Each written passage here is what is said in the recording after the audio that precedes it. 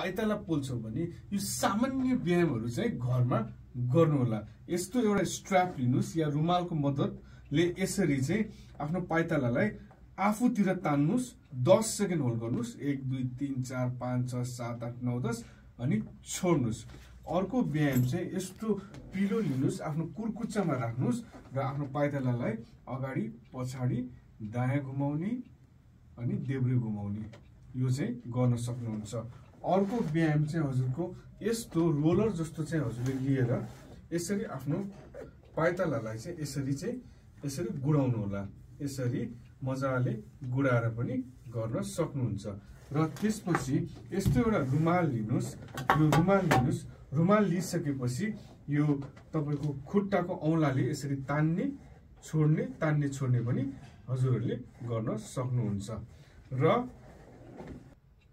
आफ्नो खुट्टालाई पाइतालालाई आफूतिर तानेर बिस्तारै यसरी माथि लाने तल लाने, माथि लाने तल लाने गर्न पनि सक्नुहुन्छ है।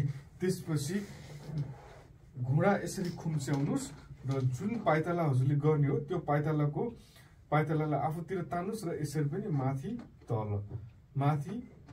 चाहिँ गर्न सक्नुहुन्छ। र कुर्सीको मद्दतले चाहिँ आफ्नो पाइतालालाई यसरी माथि अनि फेरि टेकेर फेरि यो पोजिसनमा है, फेरि माथि, त्यसपछि यो पोजिसनमा, त्यसपछि सिंगल पनि यसरी अनि फेरि यसरी है। आफ्नो कुर्कुच्चा उठाउनुस्, त्यसपछि आफ्नो औंलाहरू उठाउनुस् है।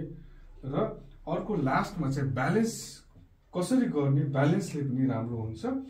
मानव हजुरको दाहिने छ भने यसरी चाहिँ ब्यालेन्स गर्ने र हात छोडेर पनि यसरी चाहिँ ब्यालेन्स गर्ने है। दुईटै खुट्टालाई चाहिँ गर्नु होला। धन्यवाद।